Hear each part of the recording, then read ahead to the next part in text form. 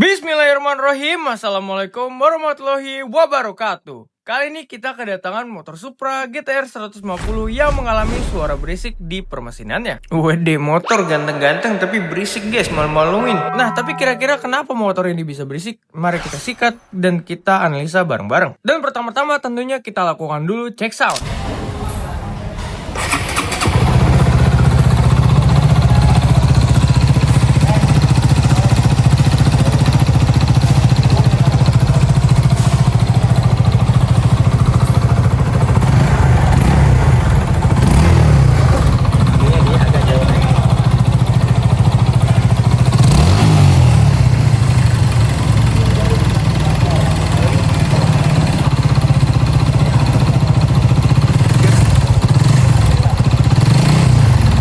Nah, seperti yang kalian dengar, suaranya itu udah gak nyaman buat didengar dan berisik banget guys. Dan selanjutnya kita lakukan scanning ECU untuk mengecek kesehatan sensor-sensor dan kondisinya itu aman ya guys. Nah, btw ini yang nge-scan ini bukan mekanik ya guys ya, tapi videografer kita, Mamang Anggi. Anjay, di Johan Garis mah videografer juga udah bisa nge-scanning ya guys ya. Dan selanjutnya kita lakukan pembongkaran pada bodi motornya untuk memudahkan pengecekan dan penyervisan. Dan setelah bodi terlepas, kita lakukan pencopotan pada bagian throttle bodinya. Dan kalau misalnya kita lihat dari luar, throttle bodinya itu udah burik, tapi nggak terlalu burik banget. Dan ini adalah burik wajar pemakaian ya guys. Untuk throttle bodinya ini burik wajar pemakaian aja dan kondisinya ini masih aman. Dan terlihat doi udah make TPS dari BRT guys. Jadi solusinya ini akan dilakukan pembersihan aja. Dan beralih ke bagian permesinannya, kita lakukan pencopotan untuk kerangka mesinnya agar memudahkan mekanik untuk mengerjakan motornya. Dan tentunya kita nggak langsung taruh di situ aja guys, kita punya engine mounting sendiri. Dan by the way ini nggak beli ya guys ya, ini kita bikin sendiri oleh tim bubut kita. Dan by the way motor ini ditangani oleh Dr. Adang dan dibantu oleh Arul atau Dr. Arjun tuh, nggak tahu deh, nggak kelihatan guys. Dan langsung saja kita lakukan pembongkaran pada bagian magnet dan spoolnya. Dan setelah dicek kondisi spool dan magnetnya ini masih aman sentosa ya guys, jadi tidak akan dilakukan pergantian, hanya dibersihkan saja. Dan setelah itu dilanjut pembongkaran ke bagian permesinannya dan dimulai dari head sampai bloknya. Dan untuk pistonnya ada sedikit baret dan ring pistonnya juga macet karena usia. Dan ini bisa menyebabkan motor jadi ngebul dan oli juga jadi cepat nyusut ya guys. Dan solusinya nggak lain nggak bukan adalah kita ganti baru. Dan begitupun untuk kondisi sehernya itu ada baret juga di bagian bloknya. Dan bisa jadi karena telat ganti oli. Dan ini bisa mengakibatkan motor jadi ngebul dan solusinya itu adalah di oversize. Dan beralih kita ke bagian headnya. Untuk headnya itu kondisinya masih aman dan headnya masih standar ya guys. Dan cuma kotor karena pemakaian wajar. Dan untuk tokan asnya itu juga standar dan kondisinya tidak ada yang kemakan atau oblak-oblak. Dan jadi kondisinya masih aman ya guys. Dan untuk rantai ketengnya kondisinya juga masih aman dan gak ada yang goyang-goyang ya guys. Harusnya tuh kalau misalnya ditarik-tarik itu ada oblak-oblak, tapi yang ini gak ada, jadi artinya sehat ya guys. Tuh guys, kelihatan gak guys? Goyang guys, oblak. Kiri emang ada. Nah, Ini parah banget banyak kanan kirinya. ya. Jadi kanan kirinya udah oblak banyak, terus juga ditambah atas bawahnya tuh guys kalau digoyangin tuh kerasa juga ya guys ya. Nah, ini yang menyebabkan si bloknya ini jadi baret guys. Karena kalau si stangnya ini oblak, otomatis dia pas muternya tuh ya, jadi nggak sesuai alurnya guys, nggak normal gitu. Jadi menyebabkan si pistonnya ini ngebaret. Ngopi mulu. Itu guys. Nah ini untuk pistonnya juga baret guys, karena perputaran yang nggak normal ya guys ya. Seperti itu. Kita lihat buat apa namanya nih, blok. Tuh, baret ya guys ya. Tuh bloknya baret. Standar. Dan lanjut ke bagian koplingnya, kita lakukan pembongkaran. Dan pas kita bongkar, rumah koplingnya itu masih standar dan kondisinya udah oblak ya guys. Dan ini oblak karena usia. Dan ini bisa menyebabkan perpindahan gigi jadi kurang aman. Dan solusinya kita ganti karet koplingnya, karena karet koplingnya yang rusak. Dan sementara untuk kampas koplingnya itu masih pakai yang standar juga. Dan kondisinya udah tipis karena pemakaian juga ya guys. Dan ini bisa mengakibatkan performa jadi berkurang. Dan solusinya nggak lain nggak bukan, kita ganti baru juga. Dan sementara untuk tutup rumah koplingnya, kondisinya ini masih aman banget. Jadi nggak perlu kita lakukan pergantian ya guys, jadi kita bersihin aja. Dan selanjutnya kita perlu melakukan pembongkaran crankcase untuk mengecekkan lebih lanjut. Karena tadi krukasnya goyang ya guys. Nah, untuk pengecekan krukasnya, kondisinya stang sehernya itu udah oblak karena usia. Dan ini mengakibatkan motor jadi getar dan mengganggu kinerja si mesinnya.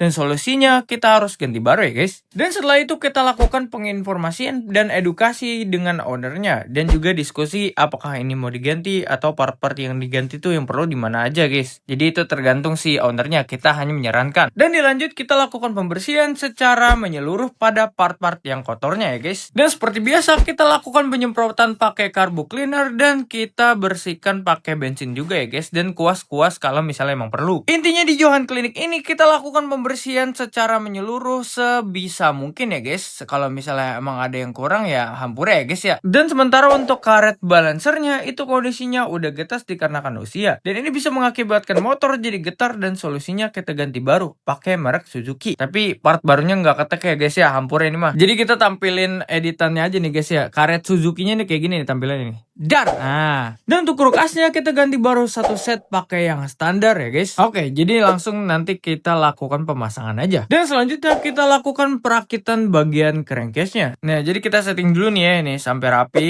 Terus di tahap ini pastinya kita lakukan penyebaran oli-oli dulu ya guys ya. Terus habis itu krukasnya kita pasang sampai rapi udah aman, baru kita tutup. Dan untuk kapas koplingnya kita ganti pakai merek Daytona dan karet koplingnya kita ganti pakai merek SK.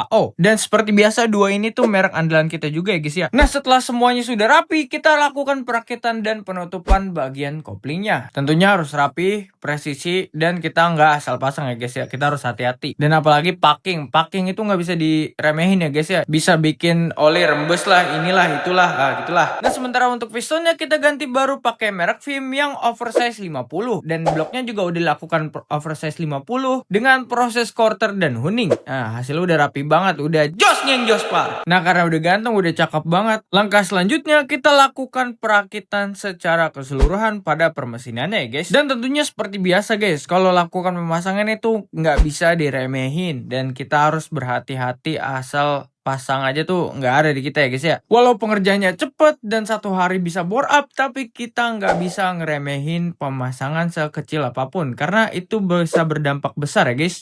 Entah bisa berisik lagi lah, ada part yang bisa jadi rungkat lah, atau bisa jadi motornya mati di jalan lah. Ada aja guys, pokoknya guys, makanya kita harus hati-hati dan rapi. Karena banyak owner yang berharap ke mekanik dan pengen motornya itu bener-bener sehat ya guys. Dan by the way, olinya kita ganti baru pakai oli Shell Advance. Jadi langsung kita tuangin aja nih guys ya. Dan by the way, untuk motor ini Supra GTR itu punya 1100 mili untuk ukuran olinya ya guys. Dan selanjutnya kita lakukan pemasangan kembali pada bagian mesinnya dan juga kerangkanya ya guys. Dan selanjutnya kita lakukan pemasangan kembali untuk bagian throttle bodinya, TPS-nya, injektornya juga di situ ya guys. Semuanya menjadi satu. Nah, dan langsung saja kita cek sound.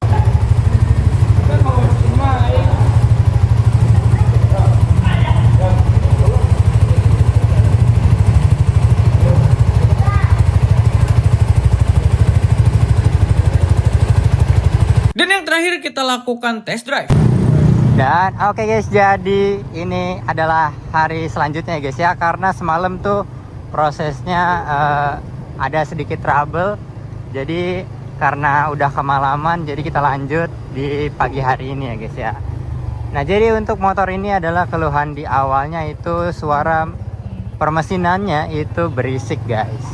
Jadi langsung aja kita lakukan pembongkaran untuk kita analisa ya guys ya.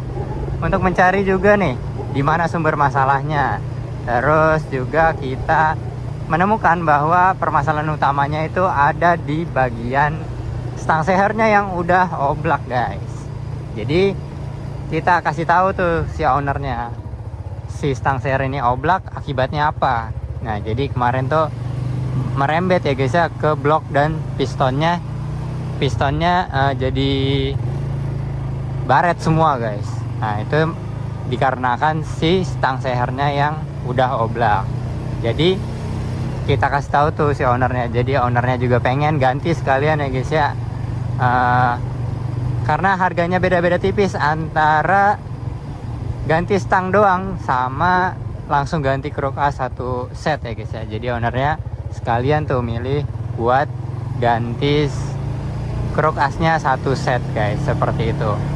Nah jadi sekarang udah dipasang dan kita tes buat Ryan dulu ya guys ya. Nah ini masih ada sedikit suara di bagian motornya ini, itu adalah karena si knalpotnya ini yang udah ada kroposnya guys. Jadi harus dilakukan pengelasan dulu ya guys ya, seperti itu. Tapi kalau di bagian permesinannya tuh udah aman semua insya Allah guys. Makanya ini kita tes dulu ya guys ya, buat kita cek apakah masih ada permasalahan atau enggak guys. Oke, kita jalan-jalan dulu ya guys ya. Oke, jadi kurang lebih seperti itu servis Supra GTR ini ya guys, yang dimana tadi penyebab mesin berisiknya itu ada di kruk as yang oblak dan karet balancernya yang udah getas ya guys. Dan solusinya tadi kita udah ganti baru dan suaranya udah aman kembali ya guys motornya. Oke, mau dibuatkan konten apa lagi ke depannya? Kalian bisa komen di bawah. Jangan lupa like, share, dan subscribe-nya, dan nyalain loncengnya biar kalian tahu kalau kita udah upload video Just Nging Jospar kita. Thank you nonton sampai habis. Salam Just Nging Jospar. Wassalamualaikum warahmatullahi wabarakatuh.